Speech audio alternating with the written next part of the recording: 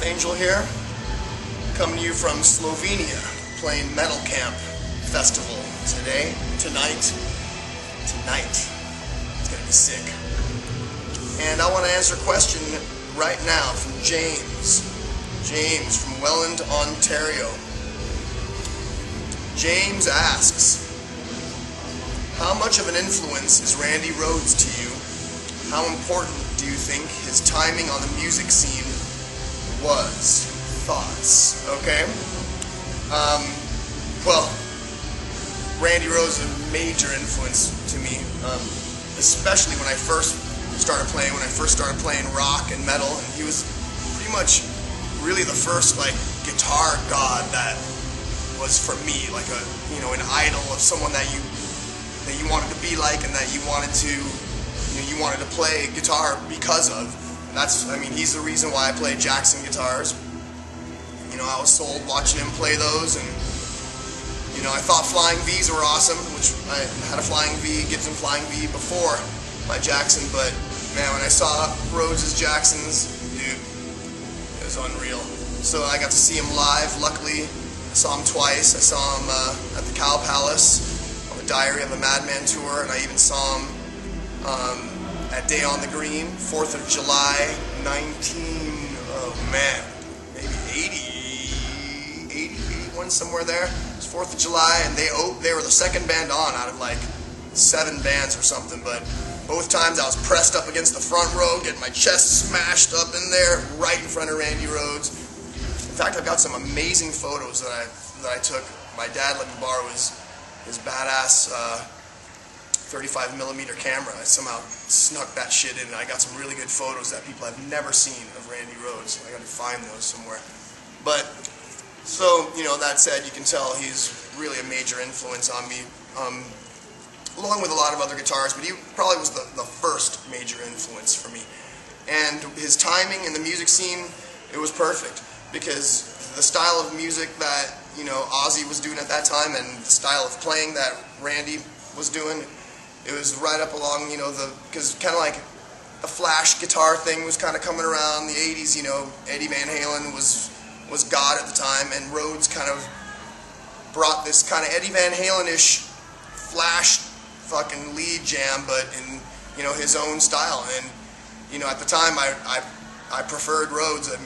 They're both totally amazing, and Rhoads didn't have as much time to really do more. That his time was way too short on this earth, but I think he had a great impact. You can tell. In the short time span he was here, and the 2 albums that he's on, plus the Quiet Riot stuff, but mainly the Ozzy albums, he had major impact on a lot of people. Not only his playing, but his whole stage presence, his vibe, his look, his performance. He was just a natural, and he just laid it out there, and that's what I really love.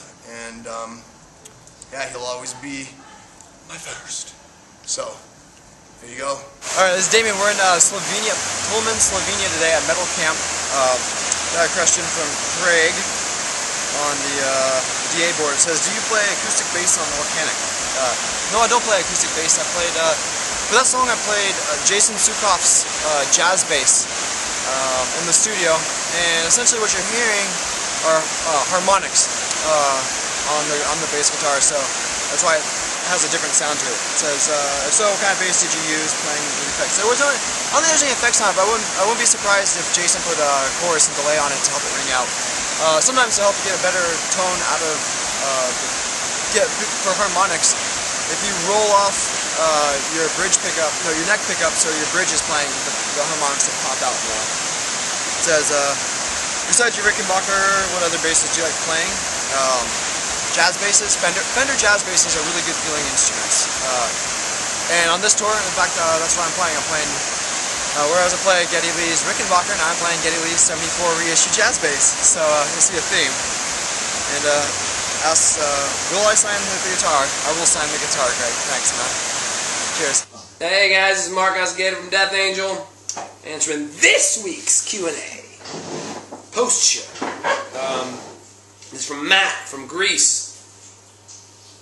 It just says, your favorite show on the Eastern European tour? It's a question.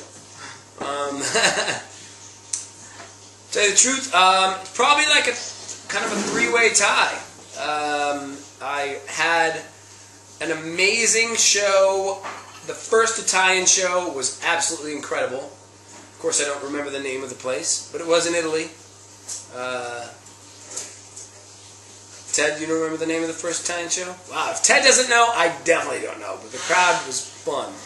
Other than that, not calling up your ass, man, but Athens was phenomenal. Athens was absolutely incredible. The crowd was mayhem. They were going absolutely crazy. That was pretty spectacular.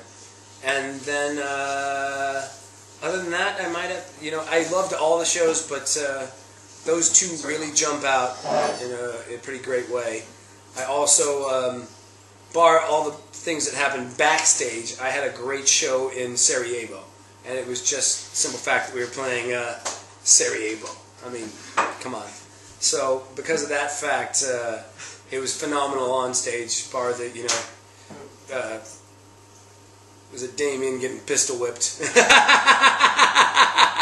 by a security guard, which makes it kind of fun, and Rob getting a gun pulled on in his face. on Damien's birthday. On Damien's birthday, nonetheless. Damien, 21 years old in Bosnia. Anyway, those are probably the three that really stick out above all the others. All the other shows were wonderful, but the first Italian show, again, as I said, I don't remember the city, and Sarajevo and Athens. Incredible. There you have it. So, there's the answer to your question, my friend Matt. My Greek friend Matt. See you next time.